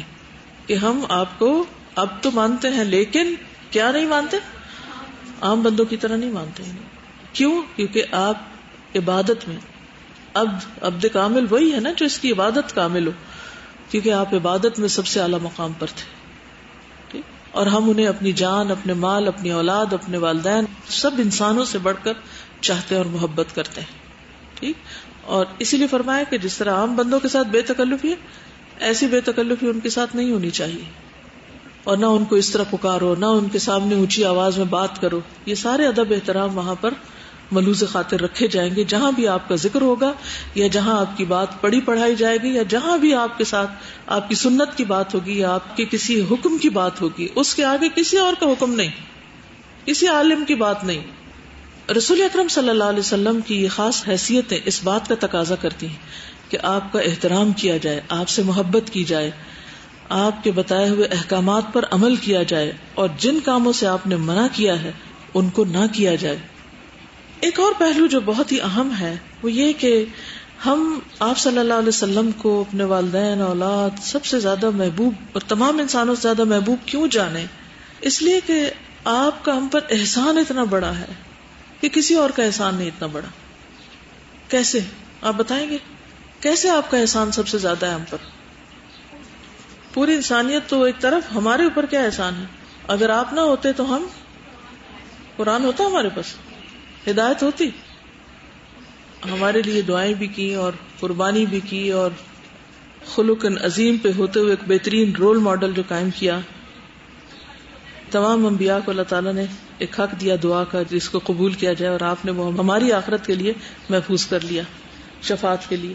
کتنی بڑی بات ہے، کتنا بڑا احسان ہے یہ بھی ایک بہت اہم بات ہے کہ آپ صلی اللہ علیہ وسلم نے اللہ کی طرف سے آئے ہوئے پیغام کو پہنچانے کا حق ادا کر دیا. اسی لیے کل بھی ذکر کیا تھا کہ ہر خطبے میں کہا جاتا ہے کہ بلغ الرسالہ وأدى الامانہ ونصح الامہ وجاہد فی اللہ حق جہادہ. اور سب سے پہلا نقطہ جو یہاں سے کسی نے بولا تھا وہ یہ کہ آپ صلی اللہ علیہ وسلم نہ ہوتے تو ہمارے پاس یہ کتاب نہ ہوتی. اس کتاب کو جس سے ہم محبت کرتے ہیں اور جس سے ہمیں اللہ تعالیٰ کا تعارف حاصل ہوتا ہے اور جس سے ہمارے غموں کا علاج ہوتا ہے، جس سے ہمیں زندگی کی ایک راہ ملتی ہے، یعنی قرآن مجید، اس کو وحی کے ذریعے وصول کرنے میں آپ نے کتنی تکلیفیں اٹھائی تھی، کچھ خبر ہے آپ کو؟ ہم تھوڑی دیر گرمی، کمر دکھ گئی ہے، چلو 2-3 چھٹیاں کر لیتے ہیں، اور اب بیمار ہو گئے، چلو کچھ آرام کر لیتے ہیں. چھوٹی چھوٹی بات پر علم کے رستے کی کوئی مشقت ہمیں پہاڑ لگتی ہے. ایسا لگتا پہاڑ رکھا ہوا ہمارے سر پہ اور کندھے بھی ہمارے جھک گئے ہیں اور ہماری کمریں بھی تھک گئی ہیں اور ہمیں گھبرا چکے ہیں اور ابھی کب تک پڑھتے رہیں گے اور کیا ہوگا. آپ کتنے سال وہی لیتے رہے؟ 23 سال. اور کیسی کیفیت ہوتی تھی آپ کی؟ ذرا صرف اس چیز کو سوچئے. یعنی آپ کے بہت احسانات ہیں، لیکن چونکہ ذاتی طور پر مجھے قرآن مجید سے جو محبت ہے اور ایک شغف ہے، اور تو میں سوچتی ہوں کہ ہم نے اس کتاب کا حق ہی ادا نہیں کیا. اگر صرف ہمیں یہ سمجھ آ جائے نا کہ اس کتاب کو لینے میں جو آپ نے تکلیف اٹھائی، وصولی میں، ہم تو اس کا شکریہ ادا ہی نہیں کر سکتے. دیکھیے ہم کیوں محبت کرتے ہیں ماں باپ سے؟ کیونکہ وہ تکلیف دے کے جنم دیتے ہیں، تکلیف دے کے پالتے ہیں، بیمار ہوں تو دیکھتے ہیں، اور ان کے بڑے ہم پر احسان ہیں، اس لیے ہم ان احسانات کے بوجھ تلے دبے ہوئے، اس لیے ہم ان سے محبت بھی کرتے ہیں اور ان کے شکر گزار بھی ہوتے ہیں اور ان کو بڑی امپورٹنس دیتے ہیں اپنی زندگی میں. دیتے ہیں نا، کچھ ان کو ہو جائے تو ہمیں بھی کچھ ہو جاتا ہے. اچھا، اور انسانوں سے بھی محبت کرتے ہیں کیونکہ ہمیں کمفرٹ دیتے ہیں، شوہر سے محبت کرتے ہیں، بچوں سے کرتے ہیں کیونکہ وہ ہمارے لیے باعث راحت ہیں، استادوں کا احترام کرتے ہیں کیونکہ انہوں نے بڑی محنت کر کے علم حاصل کیا اور پھر ہمیں محنت اور تکلیف سے سکھایا. لیکن میں سمجھتی ہوں کسی نے بھی ہمارے لیے وہ تکلیف نہیں اٹھائی، نہ ہمارے ماں باپ نے اور نہ ہمارے استادوں نے اور نہ کسی اور نے، جو اللہ کے رسول صلی اللہ علیہ وسلم نے اس کتاب کو لینے میں اٹھائی اور پھر آگے پہنچانے میں اٹھائی. ہم نے کبھی اس پہلو پہ غور ہی نہیں کیا. یعنی سوچنے کی بات ہے نا، کیونکہ بہت لوگ کہتے ہیں نا ہاں وہ آپ اللہ کے بارے میں بتا رہے ہیں، اب حضور سے محبت کم ہو رہی. بھائی کیسے کم ہو رہی ہے اور کیوں کم ہو رہی ہے اور کیوں نہیں ہو رہی ہے؟ آپ کو کوئی جواز ہے آپ کے پاس کہ آپ کو اللہ کے رسول صلی اللہ علیہ وسلم سے محبت نہ ہو؟ کسی سے بھی محبت کب کم ہوتی ہے اور کیوں کم ہوتی ہے؟ بتائیے مجھے، سمپل ورڈز میں اس کا جواب دیجئے. کسی سے بھی، اس وقت اللہ رسول کی بات میں نہیں کر رہی، کسی بھی انسان سے محبت کیوں ہوتی ہے اور کیوں نہیں ہوتی اور کیوں زیادہ ہو جاتی ہے اور کیوں کم ہو جاتی ہے؟ جب اس کے احسانات یاد رہتے ہیں نا تو وہ ہمارے ساتھ غصہ بھی کر جائے, وہ ہمیں برا بھلا بھی کہہ جائے, تو بھی ڈانٹ ڈپٹ بھی کر لے, تو بھی احترام نہیں کم ہوتا. ماں باپ ڈانٹے تو پھر احترام کم ہو جاتا ہے؟ نہیں, کیونکہ ہمیں کیا یاد ہوتا ہے, کیا سوچ کے ان کی کڑوی کسیلی باتوں کو چھوڑ دیتے ہیں, کیا سوچ کے ان کے احسانات, وہ ہمیں کیوں یاد رہتے ہیں. اسی طرح اگر شوہر کے بھی احسانات یاد رہے تو ناشکری نہ کریں ہم, اور بھی کسی بھی انسان کے. جب ہمیں یہ احساس ہوتا ہے نا کہ اس نے میرے لیے تکلیف اٹھائی ہے, مثلا جو شخص آپ کا خدمت گار ہو, کیا اس کے آپ احسان مند ہوتے؟ اگر نہیں ہوتے تو بہت ہی غلط بات ہے, ان کے بھی ہونا چاہیے, کیونکہ وہ تکلیف اٹھا کے, نبی صلی اللہ علیہ وسلم نے فرمایا کہ جب کوئی گرمی میں کھانا پکا کے آپ کا غلام آپ کے لیے لائے تو کیا کرو, اس کو بھی پاس بیٹھا کے کھلاؤ, نہیں کھائے تو اس کو 1-2 لقمہ دے دو. بعضوں کو شرماتے ہیں پاس بیٹھنے سے, کیوں؟ شکر گزاری کے طور پر, قدردانی کے طور پر, اپریسیشن کے طور پر, کیونکہ وہ تھکا ہے ہمارے لیے. تو اسی طرح اللہ کے رسول صلی اللہ علیہ وسلم ہمارے لیے علم کے حصول میں کتنے تھکے ہیں, کیونکہ وقت کم ہے. میں ساری احادیث آپ کو نہیں بتاؤں گی, آپ خود جا کے کتاب الوحی بخاری میں سے دیکھیے اور کتابوں میں سے دیکھیے, اور آپ خود ان تفصیلات کو پڑھیے. اور آپ نے پڑھا بھی ہوگا, حدیث کورس کے لوگ پڑھ بھی رہے ہوں گے کہ آپ نے قرآن کس طرح لیا. سب سے پہلے تو وہ آیت آتی ہے, لو انزلنا هذا القرآن على جبل لرأيته خاشعا متصدعا من خشية الله.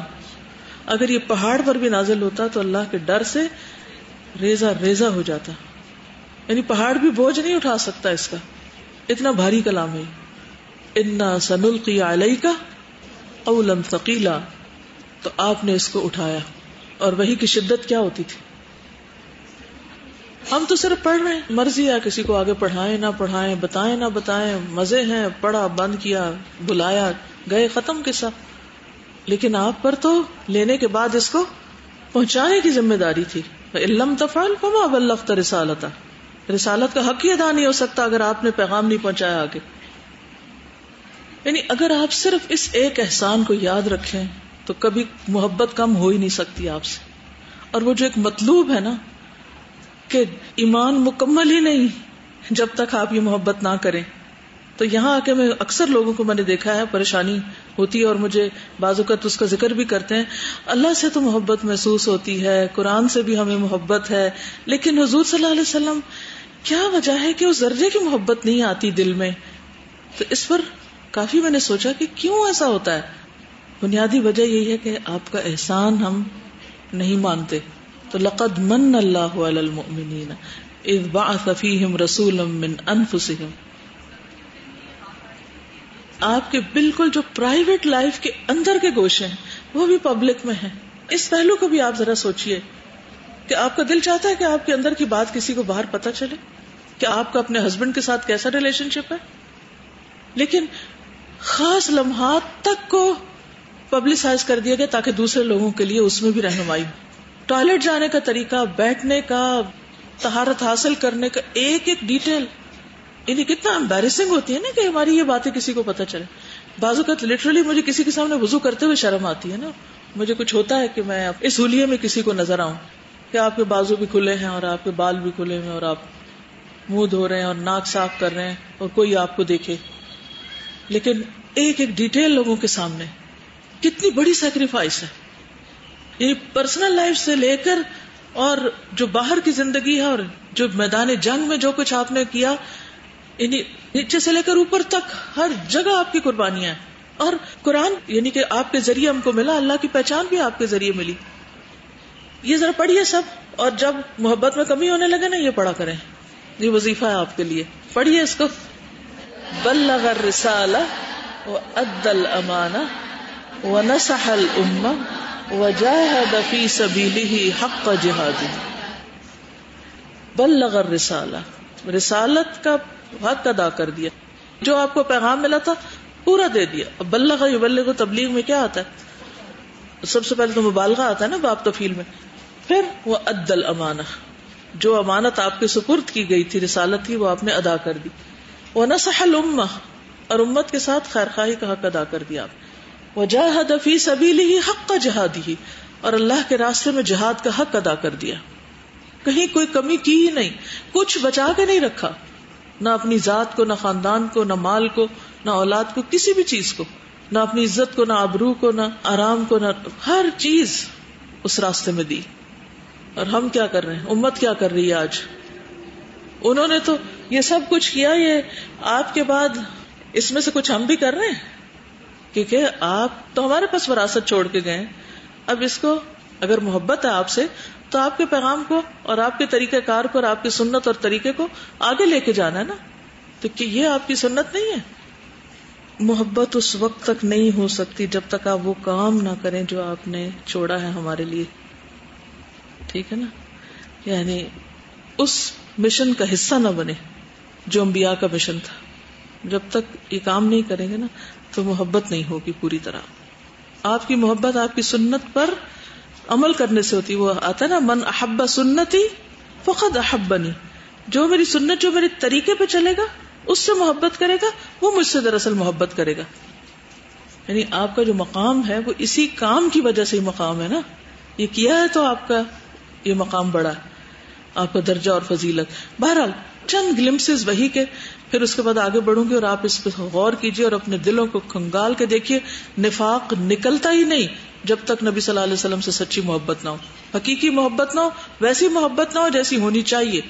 ہاں, وہی کی شدت کیسی تھی, گھنٹی کی جھنکار کی طرح. آپ فرماتے وہ کیفیت مجھ پہ بہت سخت ہوتی, جب وہ ختم ہوتی تو میں اس وحی کو محفوظ کر چکا ہوتا ہوں, اور کبھی تو ایک فرشتہ انسانی شکل میں آتا ہے, جو کہتا ہے میں یاد کر لیتا ہوں.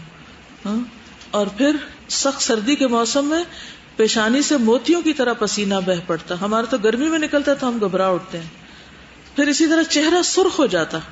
وہی اترتے وقت آپ انتہائی ادب کے ساتھ بیٹھتے تھے. حدیث میں آتا ہے, مسلم کی حدیث ہے, اپنا سر جھکا لیتے, جب وہی ختم ہوتی تو سر اٹھاتے, پھر سخت تکلیف برداشت کرتے, اور اس کے آثار آپ کے چہرے پہ نظر آتے کہ آپ تکلیف اور کرب سے گزرے ہیں.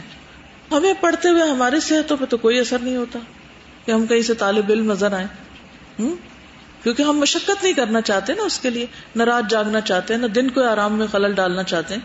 پھر اسی طرح آپ اپنی آنکھ, دل اور کان کو فارغ کر لیتے.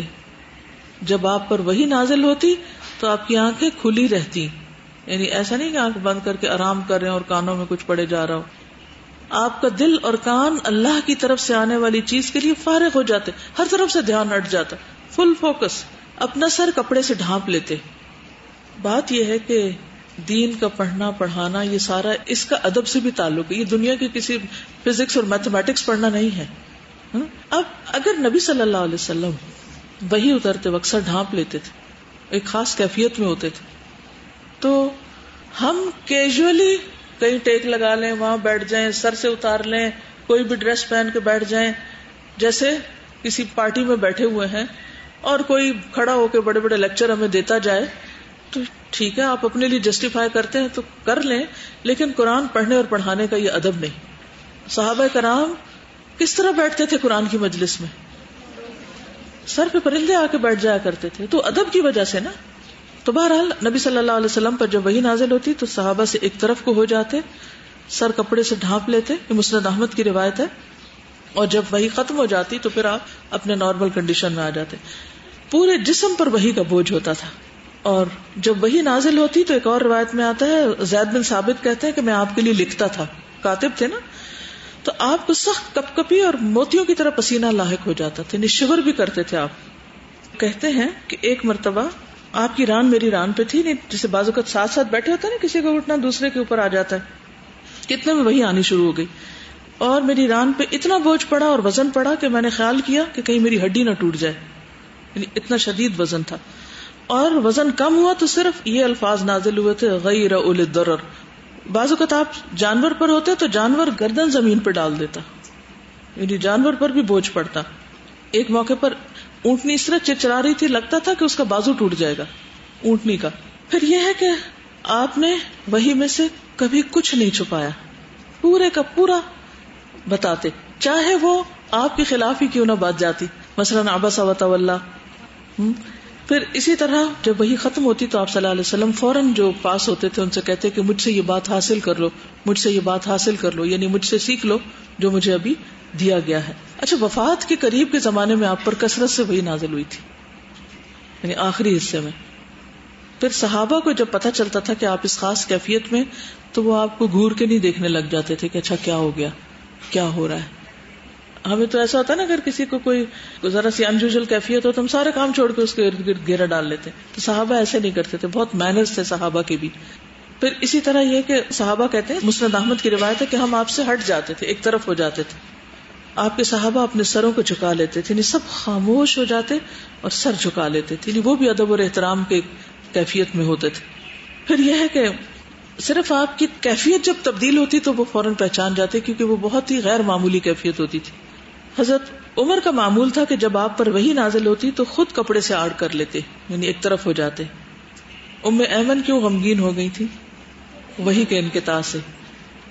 وہ موقع یاد ہے نا، وہ ساری بیک گراؤنڈ نہیں بتا رہی. سو ہم سے زیادہ سمجھدار وہ تھی، حالانکہ وہ ایک غلام خاتون تھی کہ جب حضرت بکر اور عمر ان سے ملنے کے لیے گئے تو وہ رونے لگے، کہنے لگے کیوں رو رہی؟ کہنے لگے کہ میں جانتی ہوں کہ نبی صلی اللہ علیہ وسلم رخصت ہو گئے ہیں، لیکن میں تو اس وحی پر رو رہی ہوں جو منقطع ہو گئی ہے، کہ اب دنیا میں کبھی کسی پر وحی نہیں آئے گی. پھر اسی طرح یہ ہے کہ فترۃ الوحی کا زمانہ بھی آپ پر بہت بھاری گزرا تھا، اور جب کچھ دنوں کے لیے بھی وحی آنا بند ہوتی تو بھی آپ غمگین ہوتے. گویا سارے عرصے کا ایک مسلسل ہم و غم، آ رہی ہے تو تکلیف ہے، نہیں آ رہی تو بھی ایک بوجھل سی کیفیت. جیسے ایک موقع پر آپ نے انشاءاللہ نہیں کہا تو 15 دن تک وحی نہیں آئی، سورۃ الکہف کی وہ جو آیات ہے. تو یہ چند باتیں صرف یاد دہانی کے لیے. یہ تو تھی صرف کیفیت، اور جو اترتا تھا اور اس میں جو کہا جاتا تھا وہ تو اور بھی زیادہ بھاری تھا. اس پر عمل کرنا اور بھی زیادہ مشکل کام، کہ جیسا کہا گیا ویسا ہی کرتے تھے آپ. ہم تو بینیفٹ آف ڈاؤٹ لے لیتے ہیں نا، شاید ایسا ہو شاید ویسا ہو، یہ بھی حکم نکلتا ہے اور وہ بھی رخصت ہے، اور لیکن آپ تو ایسا نہیں کر سکتے تھے. یعنی کہتے ہیں نا، ایک مشہور محاورہ ہے کہ نو پین نو گین. اب جیسے ایک بچے کی ولادت میں ماں اتنی پین سے گزرتی ہے، پھر اس کو ایک چیز ملتی ہے، تو یہ ایک اللہ تعالیٰ کا ایک قانون ہے. اور پھر مشاہدہ بھی ہے ہمارا کہ جس چیز کو انسان جتنی مشقت سے لیتا ہے اس کی اتنی ہی قدر بھی ہوتی ہے، اور جو جتنے آرام سے مل جاتی ہے نا، بغیر کسی کچھ خرچ کیے، اس کی قدر بھی نہیں ہوتی. تو نبی صلی اللہ علیہ وسلم نے جو کچھ ہمیں لا کر دیا، اس لانے اور دینے میں آپ جس پین سے گزرتے تھے وہ آپ کے درجات کی بلندی کا ذریعہ تو تھی ہی، لیکن ہمارے لیے ایک انف ریزن ہے کہ ہم آپ کے اس احسان کو یاد رکھیں اور آپ سے محبت کریں. یعنی نبی صلی اللہ علیہ وسلم کی ساری زندگی ایک جہد مسلسل ہے. یہ لگتا ہے کہ جیسے ان کا پرپز ایک مسلسل اسٹرگل اور اٹموسٹ اسٹرگل، اور ہمارا بالکل اس سے دوسرا رخ ہے. اسٹرگل کرنے کو ہم ایک احسان قرار دیتے ہیں کہ ہم نے کچھ کیا ہے. اگر ہم پہ کچھ پڑ جائے تو اپنے آپ کو مظلوم ثابت کرتے ہیں. تو پھر کس کی پیروی کر رہے ہیں ہم؟ کس کی سنت پہ چل رہے ہیں؟ یعنی اگر کام چوری کی عادت ہے کہ یہ بھی نہ کرنا پڑے اور یہ بھی نہ ہو اور وہ بھی نہ ہو، تو پھر کیسے پیروکار ہیں، کیسے وارث ہیں آپ کی؟ تو کچھ تو اپنے ساتھ عہد کریں، کچھ محنت کرنے کا، کچھ تکلیف کرنے کا. تو اس وقت کیا تکلیف کر سکتے ہیں آپ؟ مثلا اس وقت سے مراد اس کورس کے دوران کیا تکلیف کر سکتے ہیں آپ؟ پڑھنے کا حق ادا کریں. اب مثلا قرآن مجید کی تلاوت ہی ہے، حق تلاوت ہی. اب بعض اوقات آپ کی زبان پہ ایک لفظ نہیں چڑھتا، آپ کو اس کو پتہ نہیں کتنی دفعہ کہنا پڑتا ہے، کوئی ترجمہ یاد نہیں ہوتا، کئی دفعہ کرنا پڑتا. اس پہ تھکے نا، ایک دن آ جائے گا، وہ ایک دن ہو جائے گا. لیکن یہ یاد رکھیے کہ نو پین نو گین. تکلیف نہیں کی، محنت نہیں کی تو آئے گا بھی نہیں. اور جو چیز آسانی سے آتی ہے نا، وہ آسانی سے چلی بھی جاتی. چلیے اگلا ہے توہین رسالت. جس ہستی کا مقام اتنا بڑا ہے اس کی توہین بھی اتنا ہی بڑا جرم ہے. سمجھ گئے؟ یعنی پہلے آپ کے مقام کی بات اس لیے کی تاکہ یہ سمجھ آئے کہ توہین رسالت کی جو سزا ہے وہ اتنی سخت کیوں ہے.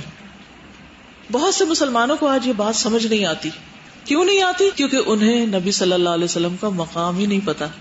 تو جب مقام نہیں پتا تو اس مقام کی توہین کی سزا جو ہے کیسے برداشت ہوگی ان سے یا ہضم ہوگی. ٹھیک، پہلے کتاب سے دیکھ لیجیے، پھر اس کے بعد میں چند باتیں اور کروں گی. توہین رسالت عقیدہ رسالت کے منافی عمل ہے. یہ بالکل کنٹراڈکٹری بات ہوگی کہ ایک شخص کہ میں اللہ کے رسول پر ایمان لاتا ہوں اور پھر وہ آپ کا ادب، عزت اور احترام نہ کرے. کیونکہ پیچھے آپ نے پڑھا تھا نا کہ آپ کے جو حقوق ہیں ان میں سے ایک حق کیا ہے؟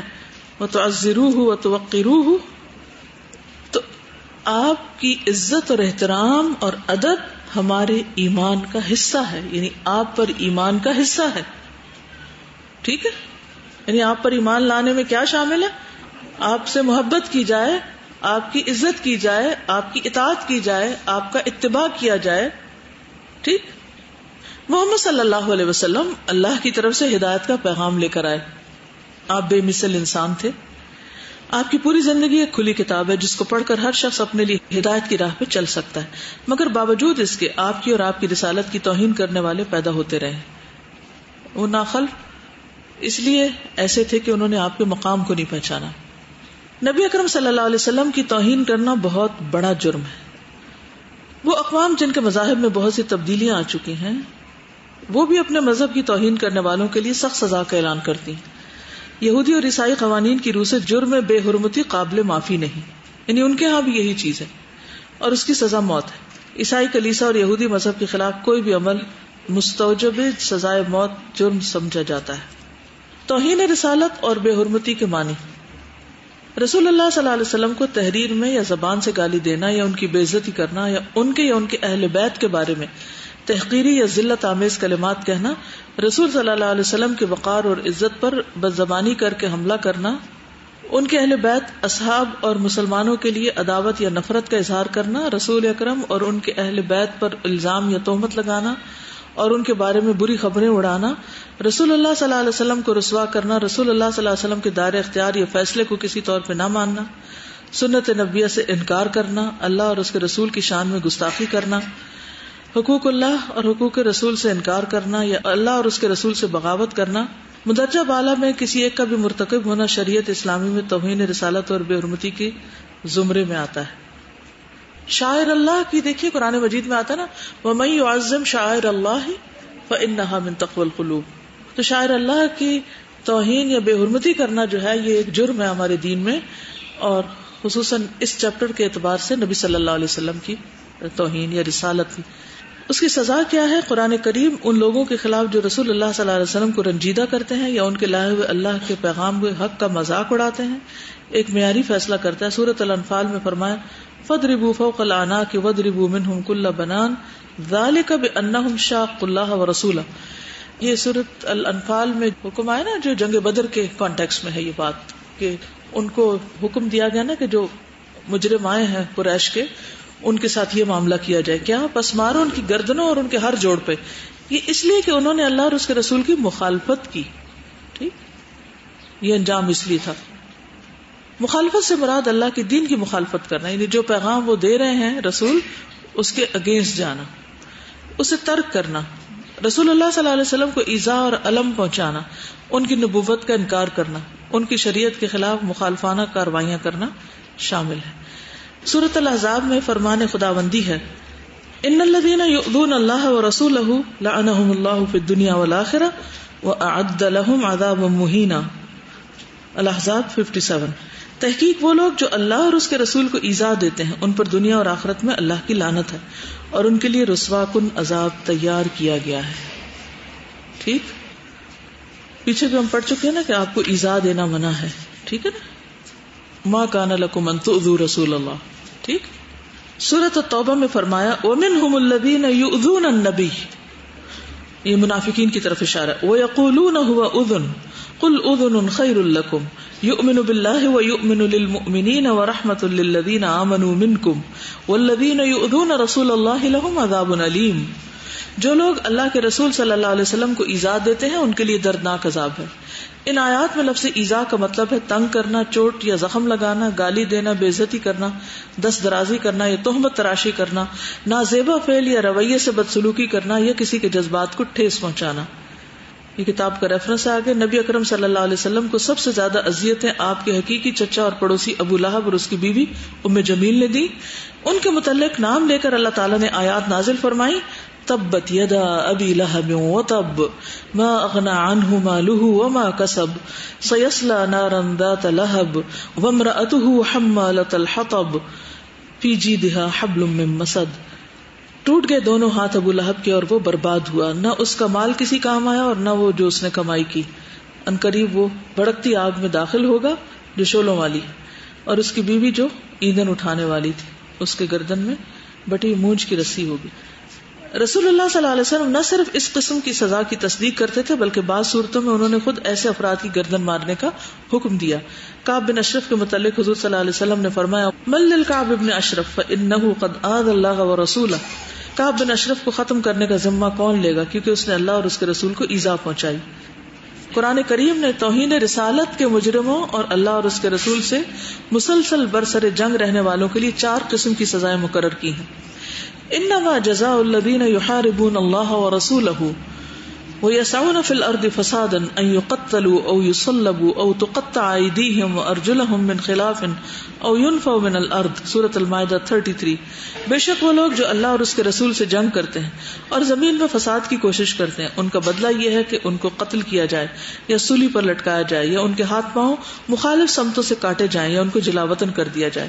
تو اس میں کیا ہے، کس کی سزا ہے؟ یہ یحاربون اللہ ورسولہ، جو اللہ اور اس کے رسول کے خلاف جنگ کرتے ہیں اور زمین میں فساد کرتے ہیں. سورۃ التوبہ 63 میں فرمایا الم یعلموا انہ من یحادد اللہ ورسولہ فإن له نار جہنم خالدا فیہا ذلک الخزی العظیم.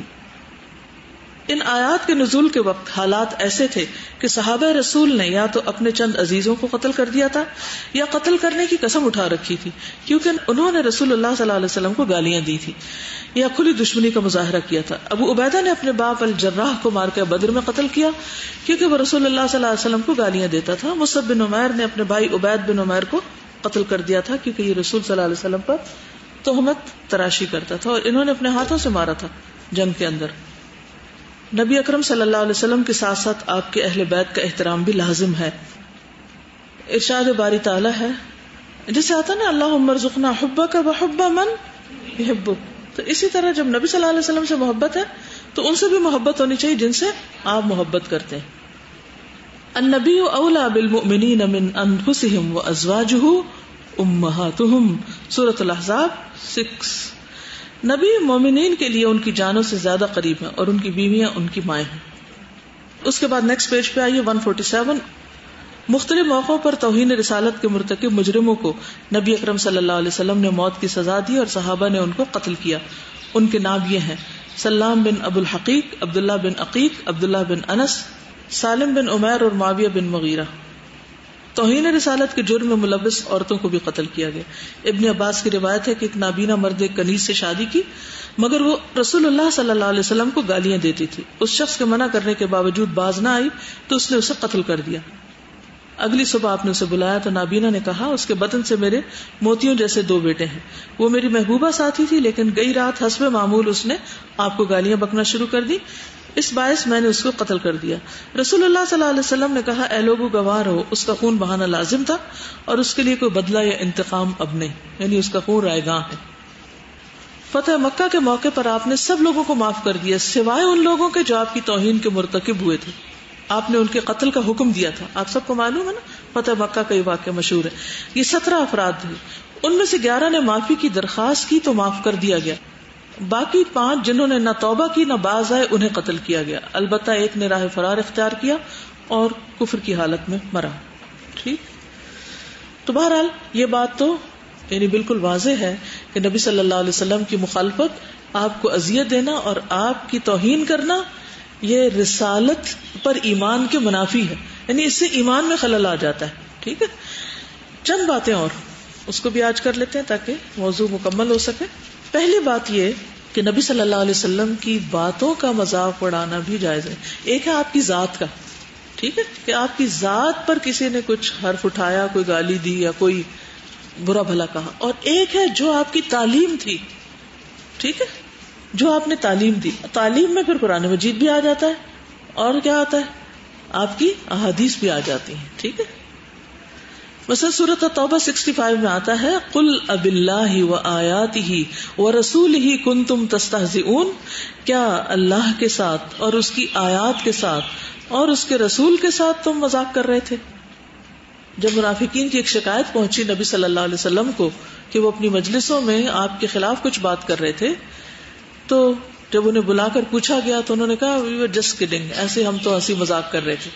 تو اس پر فرمایا گیا کہ کیا اللہ، اس کی آیات اور اس کے رسول یہی تمہیں مذاق اڑانے کے لیے ملے، لطیفوں کے لیے اور کوئی چیز نہیں؟ پھر قرآن مجید اور حدیث میں فرق کرنا، حالانکہ دونوں ہی اللہ کی طرف سے آئے ہیں. سورۃ البقرہ کے پہلے ہی رکوع میں کیا آتا ہے؟ والذین یؤمنون بما انزل الیک وما انزل من قبلک. ما انزل الیک میں دو چیزیں آتی ہیں، ایک تو وہ جو وحی مطلوع ہے، کیا مطلب؟ قرآن مجید جس کی تلاوت کی جاتی، اور دوسرے وحی غیر مطلوع، کیونکہ وما ينطق عن الهوى ان هو الا وحی یوحی، آپ اپنی مرضی سے باتیں نہیں کرتے تھے، آپ کو وحی کے ذریعے بتائی جاتی تھی باتیں، وہ آپ بیان کرتے تھے مختلف مقدمات کے فیصلے وغیرہ میں. اب آپ دیکھیے کہ اس میں جو احادیث ہے یا قرآن ہی کی آیات کی مختلف جگہوں پر وضاحت ملتی ہے، تو اس وضاحت میں بھی یہ چیز آتی ہے. ٹھیک ہے، یعنی وہ وضاحت بھی آپ نے اپنی مرضی سے نہیں انٹرپریٹیشن کی ہوئی اپنے خیالات سے. اور اس کی دلیل کیا ہے کہ جب کبھی اس میں کوئی چیز آپ نے اپنے اجتہاد سے کہی تو فوراً اس کی تصحیح کر دی گئی اگر وہ درست نہ تھی تو. ٹھیک ہے. مقدام بن مادی کرب سے مروی ہے رسول اللہ صلی اللہ علیہ وسلم نے خیبر کے دن کئی چیزوں کو حرام قرار دیا، پھر فرمایا ان قریب ایک آدمی آئے گا جو مجھے جھٹلائے گا، اس طرح کہ وہ اپنے تخت پر تکیہ لگائے ہوئے بیٹھا ہوگا، اسے میری حدیث سنائی جائے گی تو وہ کہے گا ہمارے اور تمہارے درمیان اللہ کی کتاب ہے، ہم اس میں جو چیز حلال پائیں گے اسے حلال قرار دیں گے اور اس میں جو چیز حرام پائیں گے اسے حرام قرار دیں گے. یاد رکھنا رسول اللہ صلی اللہ علیہ وسلم جس چیز کو حرام قرار دے دیں وہ اسی کی مانند ہے جسے اللہ نے حرام قرار دیا، کیونکہ آپ اپنی طرف سے کچھ حرام نہیں قرار دیتے تھے جب تک کہ اللہ کی طرف سے آپ کو حکم نہیں ملتا. کیا یہ بات واضح ہوگی کہ جس چیز کو اللہ کے رسول صلی اللہ علیہ وسلم حرام کر دیں ہم یہ سوچ کے اس کو اپنے لیے حلال کیا کر سکتے ہیں کہ یہ کون سا قرآن میں آیا؟ نہ، کیونکہ اپنی مرضی سے آپ حرام نہیں کرتے تھے. ایک موقع پر آپ نے اپنے لیے شہد حرام کیا تو اللہ تعالیٰ نے فوراً مداخلت کی، لما تحرم ما احل اللہ لک، آپ کیوں حرام کر رہے ہیں وہ چیز جو اللہ نے آپ کے لیے حلال کی؟ تو کیا خیال ہے کہ آپ کسی چیز کو حرام کر رہے ہیں اور اللہ تعالیٰ کی طرف سے اگر وہ نہ تھی تو آپ ایسا کر سکتے تھے؟ نہیں. اور اگر کرتے تو کیا ہوتا؟ آپ کی تصحیح کر دی جاتی کہ آپ ایسا نہیں کریں. ٹھیک. پھر قرآن کی اہمیت دینا اور حدیث کی اہمیت نہ دینا، یعنی یہ کہنا کہ قرآن تو ہم مانتے ہیں حدیث نہیں مانتے. ایسے لوگ ہوتے ہیں کوئی کہیں دنیا میں رہتے ہیں؟ ان الذین یکفرون باللہ ورسلہ ویریدون ان یفرقوا بین اللہ ورسلہ وَيَقُولُونَ نُؤْمِنُ بِبَعْضٍ وَنَكْفُرُ بِبَعْضٍ وَيُرِيدُونَ أَن يَتَّخِذُوا بَيْنَ ذَلِكَ سَبِيلًا أُولَٰئِكَ هُمُ الْكَافِرُونَ حَقًّا وَأَعْتَدْنَا لِلْكَافِرِينَ عَذَابًا مُهِينًا. وَالَّذِينَ آمَنُوا بِاللَّهِ وَرُسُلِهِ وَلَمْ يُفَرِّقُوا بَيْنَ أَحَدٍ مِّنْهُمْ أُولَٰئِكَ سَوْفَ يُؤْتِيهِمْ أُجُورَهُمْ وَكَانَ اللَّهُ غَفُورًا رَّحِيمًا. کہ یہ جو ہے نا وَيُرِيدُونَ أَن يُفَرِّقُوا بَيْنَ اللَّهِ وَرُسُلِهِ، اللہ اور رسولوں میں تفریق کرنا، کہ اللہ کو تو مانتے ہیں اور رسول کو نہیں مانتے، یا اللہ کی بات تو مانتے ہیں لیکن رسول کی بات نہیں مانتے، تو یہ تفریق ہو جاتی ہے. ٹھیک، اس کی نہیں ہم کو اجازت. سعید بن جبیر نے نبی صلی اللہ علیہ وسلم کے حوالے سے کوئی حدیث بیان کی تو ایک شخص بولا اللہ کی کتاب میں اس کے برعکس حکم موجود ہے. حضرت سعید نے کہا میں تمہارے سامنے نبی صلی اللہ علیہ وسلم کے حوالے سے بات کر رہا ہوں اور تم اس کے مقابلے میں اللہ کی کتاب پیش کر رہے ہو. اللہ کے رسول صلی اللہ علیہ وسلم اللہ کی کتاب کے بارے میں تم سے زیادہ علم رکھتے تھے. کئی لوگ صحیح حدیث کا معیار بتاتے ہیں، خود سے گڑا ہوا ہے. کیا بتاتے ہیں کہ جو حدیث قرآن سے کنٹراڈکٹ کرے گی وہ ہم نہیں لیں گے. بھئی لوگوں یہ بتاؤ کہ قرآن کس پہ نازل ہوا تھا؟ کس کی ڈیوٹی لگائی گئی تھی کہ آپ قرآن کو تبیین کریں یا اس کو لوگوں کے سامنے واضح کریں؟ نبی صلی اللہ علیہ وسلم کی. انا انزلنا الیک الذکر لتبین للناس ما نزل الیہم. تو کیا آپ ہی قرآن کے خلاف پھر وضاحت کریں گے؟ ہرگز نہیں. یہ الگ بات ہے کہ اس حدیث کے ظاہر کی اگر ہمیں سمجھ نہ آئے تو ہمیں سمجھنے کی ضرورت ہے، لیکن صحیح احادیث قرآن سے کنٹراڈکٹ نہیں کرتی. ٹھیک، ان میں تطبیق کے لیے ان کے معنی کو ایک دوسرے سے یعنی کہ اس کو موافقت پیدا کرنے کے لیے ہمیں مزید اسٹڈی کی ضرورت ہوتی. لیکن ان پرنسپل ہم یہ نہیں کہہ سکتے کہ کچھ حدیثیں قرآن سے کنٹراڈکٹ کرتی ہیں، یا ہم وہ حدیثیں نہیں لیں گے جو قرآن سے کنٹراڈکٹ کرتی ہیں، کیونکہ قرآن بھی نبی صلی اللہ علیہ وسلم کے ذریعے آیا اور احادیث بھی آپ ہی نے فرمائی. تو اصل توجہ کس پہ ہونی چاہیے کہ کیا صحیح ہے اس میں سے اور کیا نہیں. جو صحیح ہے اس کو ماننا لازم ہے، اس کی مخالفت نہیں کر سکتے. سمجھ آئی؟ اللہ ہی لانے والا سمجھ، میرے ہاتھ میں تو نہیں. چلیے پھر آگے ہے. موسیٰ کہتے ہیں کہ مجھے میرے والد ابو موسیٰ اشعری نے بتایا کہ نبی صلی اللہ علیہ وسلم نے فرمایا میت کو اپنے اوپر اہل محلہ کے رونے کی وجہ سے عذاب ہوتا ہے. جب بیان کرنے والی کہتی ہے ہائے میرا بازو، ہائے میرا مددگار، ہائے میرا کمانے والا، تو میت کو کھینچ کے پوچھا جاتا ہے کیا واقعی تو اس کا بازو، مددگار اور کمانے والا تھا؟ راوی اسید بن نبی اسید نے حدیث سن کر کہا سبحان اللہ. اللہ تعالیٰ فرماتا ہے کہ کوئی شخص کسی کا بوجھ نہیں اٹھائے گا. تو موسیٰ نے کہا افسوس تم پر، میں تمہیں ابو موسیٰ کے حوالے سے رسول اللہ صلی اللہ علیہ وسلم کی حدیث سنا رہا ہوں اور تم یہ کہہ رہے ہو کہ ہم میں سے کون جھوٹا ہے. اللہ کی قسم میں ابو موسیٰ رضی اللہ عنہ پر جھوٹ نہیں بول رہا اور انہوں نے رسول اللہ صلی اللہ علیہ وسلم پر جھوٹ نہیں باندھا. مسند احمد 19716. اب آپ بھی پریشان ہو رہے ہوں گے کہ بات تو ایسے ہی لگ رہی ہے کہ ایک طرف لا تزر وازرۃ وزر اخرى اور دوسرے یہ کہ وہ پیچھے والے رو رہے ہیں اور میت کی پکڑ ہو رہی ہے. تو کس میت کی پکڑ ہوتی ہے؟ جو خود یہ چاہے کہ میرے بعد اس قسم کے رونے روئے جائیں میرے لیے، ٹھیک ہے نا، تو اس کو پھر پکڑا جائے گا. اور جو ان باتوں سے بری ذمہ ہو اس کا پھر قصور ہے. اور پھر یہ کہ محلے والے کہہ رہے ہیں، اس سے ایک اور بات بھی لازم آتی ہے نا کہ اگر ہم خود توحید پر ہوں تو محلے والوں کو بھی کچھ نہ کچھ تو توحید کی خوشبو پہنچے گی نا. پھر وہ ہم کو اپنا مددگار نہیں سمجھیں گے، یعنی اپنا بازو نہیں اور اپنا کمانے والا نہیں مانیں گے. لیکن آج کل آپ دیکھیں کہ اکثر عورتیں جب ان کے شوہر فوت ہو جائیں تو اسی قسم کے بیان کرتی ہیں، ہم نہ رہے تو یہ کام نہیں ہوگا، ہم نہ رہے تو تمہارا کیا بنے گا. دیکھنا تو ہم اپنے بچوں کو کہہ رہے ہوتے ہیں بعض اوقات، دیکھنا تو صحیح پھر ہم نہ ہوئے تو تمہارا حال کیا ہوتا ہے. نعوذ باللہ. اللہ ہم سب کو اس شرک سے معاف کر دے جو ہم لا علمی میں بولتے رہتے ہیں. ہم انڈسپینسیبل نہیں، ہم میں سے کوئی بھی نہیں، کوئی بھی. جب ہم نہیں تھے تب بھی اللہ کا دین تھا، اللہ کے بندے موجود تھے، سب کام ہو رہے تھے. اور جب ہم نہیں ہوتے تب بھی سب کچھ ہوتا ہے اور ہوگا. کبھی نہ سمجھیں کہ ہم نے کچھ کیا تو اس وجہ سے یہ ہو رہا ہے. اگر ہمیں کچھ بھی کرنے کا موقع ملا تو بھی اللہ ہی کی توفیق سے. ٹھیک. چلیے، سنت میں آئے حکم کو قابل عمل نہ سمجھنا، کہ اس پر عمل نہ بھی کریں تو خیر ہے، چوائس کی بات ہے. مجاہد سے روایت ہے کہ عبداللہ بن عمر نے کہا رسول اللہ صلی اللہ علیہ وسلم نے فرمایا عورتوں کو رات کے وقت مسجد جانے کی اجازت دو، یعنی اگر وہ اجازت مانگے تو جانے دو. ان کے بیٹے نے کہا اللہ کی قسم ہم تو اجازت نہیں دیں گے، کیونکہ اس طرح وہ گھر سے نکلنے کا بہانہ بنائیں گی، پس اللہ کی قسم ہم ان کو اس کی اجازت نہ دیں گے. مجاہد کہتے ہیں عبداللہ بن عمر سخت ناراض ہوئے اور بیٹے کو بہت برا بھلا کہا اور فرمایا میں تمہیں رسول اللہ صلی اللہ علیہ وسلم کی ایک بات سنا رہا ہوں کہ عورتوں کو اجازت دو اور تم کہتے ہو کہ ہم اجازت نہ دیں گے. سنن نبی داؤد اور صحیح مسلم کی روایت ہے.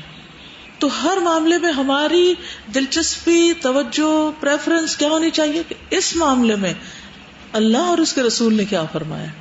اگر وہ پتہ چل جائے تو انف کافی، اس نے کیا فرمایا، اس نے کیا فرمایا، وہ ان کے پاس رہے. اچھا، پھر سنت کے مقابلے میں اپنی رائے دینا.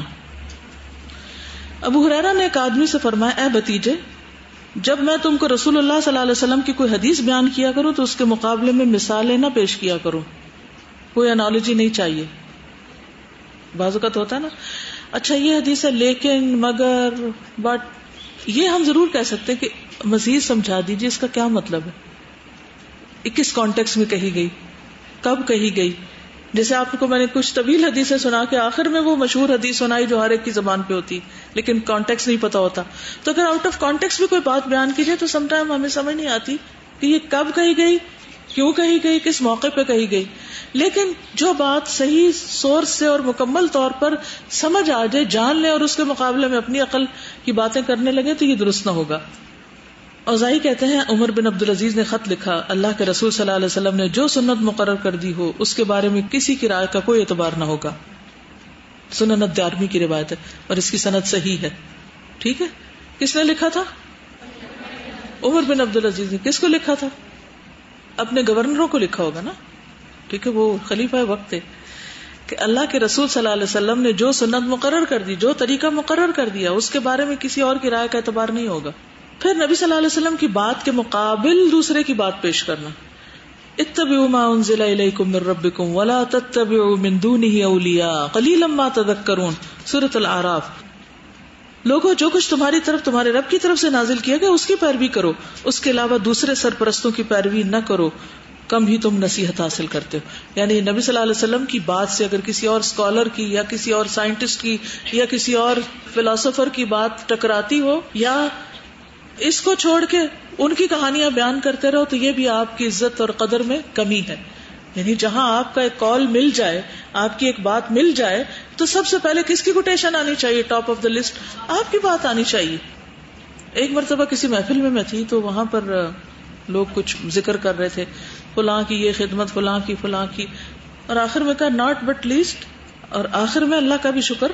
تو رونگٹے کھڑے گئے، میں نے کہا واٹ، باقی سارے اولیاء اوپر آ گئے اور آخر میں اللہ کا بھی ذرا چلتے ہوئے شکر ادا کر دیں. یہ کیسی ذہنیت ہے؟ یہ کیا سوچ ہے؟ یہ کیا کہہ رہے ہیں ہم؟ اللہ تعالیٰ نے سب سے پہلے خود اپنی تعریف کی ہے، تو ہمیں سب سے پہلے کس کی تعریف کرنی چاہیے؟ اللہ تعالیٰ کی. آدم علیہ السلام نے سب سے پہلے کس کی تعریف کی؟ اللہ تعالیٰ کی. تو ہم بھی جب ذرا کسی کی تعریفوں کے پل باندھنے لگے نا، تو احتیاط برتیں، پہلے اللہ کی تعریف کریں، ٹھیک، اس کے رسول پر درود بھیجیں، پھر اس کے بعد آپ کہیں کہ ہاں جی فلاں امام نے یا فلاں اسکالر نے یا فلاں فلسفی نے اور فلاں شاعر نے فلاں بات کہی. ٹھیک ہے، حکمت کی بات ہے، مومن کہیں سے بھی لے سکتا ہے. جو اصل بات کی وضاحت کر رہی ہوں، کنٹراڈکٹ نہیں کر رہی ہوں، اگر کر رہے ہوں گے تو وہ اٹھا پھینکیں گے، وہ نہیں چاہیے ہم کو. اس میں ہمارے اندر ایک غیرت ہونی چاہیے اگر واقعی ہم آپ کا مقام پہچانتے ہیں. قتادہ کہتا ہے کہ ابن سیرین نے ایک شخص کے سامنے ایک حدیث بیان کی، تو اس نے کہا فلاں نے تو یہ کہا ہے، کسی اور کی آگے سے بات کر دی. ابن سیرین کہتے ہیں میں تمہیں نبی صلی اللہ علیہ وسلم کی حدیث سنا رہا ہوں اور تم کہہ رہے ہو کہ فلاں نے یہ بات کہی، آئندہ میں کبھی تمہارے ساتھ کوئی بات نہیں کروں گا. وہ غیرت کی بات ہے نا، کہ آپ سے اوپر کسی اور کو لا رہے ہو یا آپ کے لیے مثالیں پیش کر رہے ہو. پھر یہ کہ نبی صلی اللہ علیہ وسلم کا فرمان پیروی کیے جانے کا زیادہ مستحق ہے. محمد بن یزید مستملی کہتے ہیں کہ ایک شخص نے امام احمد سے پوچھا کہ میں اہل الرائے کی کتابیں لکھ لیا کروں. انہوں نے کہا ایسا نہ کرو، تم صحابہ کے اقوال اور احادیث کو لازم کر لو. سائل نے کہا عبداللہ بن مبارک اہل الرائے کی کتابیں لکھا کرتے تھے. احمد بن حنبل نے کہا ابن مبارک آسمان سے تو نہیں اترے، ہمیں حکم دیا گیا ہے کہ ہم صرف اوپر والے یعنی وحی سے آنے والا علم ہی اخذ کریں، یعنی اس کو پرائرٹی پر رکھیں. باقی چیزیں کس نے کیا کہا سمجھنے کے لیے تو ٹھیک ہے، یعنی یہ نہیں کہ اس کے بعد دنیا کے سارے علوم کے دروازے بند کر دیں آپ، یہ نہیں ہے مطلب یہ ہے کہ اگر آپ کو قرآن نہیں آتا اور آپ نے احادیث نہیں پڑھی اور ان کو چھوڑ کے آپ اور چیزوں کے پیچھے بھاگ رہے ہیں، تو آپ کی پرائرٹی کیا ہے، آپ کی اہمیت پھر کیا ہے؟ اس چیز کو سمجھنے کی ضرورت ہے. یعنی ایک شخص نہ تو قرآن پڑھے نہ حدیث پڑھے اور باقی بڑی بڑی کتابیں پڑھتا رہے فلسفے کی، تو کیا پڑھ رہا ہے وہ؟ کیا یہ ترتیب درست ہوگی؟ نہیں. اللہ کی پہچان ہی نہیں، حضور صلی اللہ علیہ وسلم کے اوپر صحیح ایمان ہی نہیں، محبت ہی نہیں، احترام ہی نہیں، اور معلوم نہیں کیا کچھ کیا جا رہا ہے. مجھے بڑی حیرت ہوتی ہے بعض یونیورسٹیز کے سلیبس دیکھ کے، ماسٹرز ان اسلامیات، اور ہارڈلی قرآن کا کچھ پورشن ہے اس میں،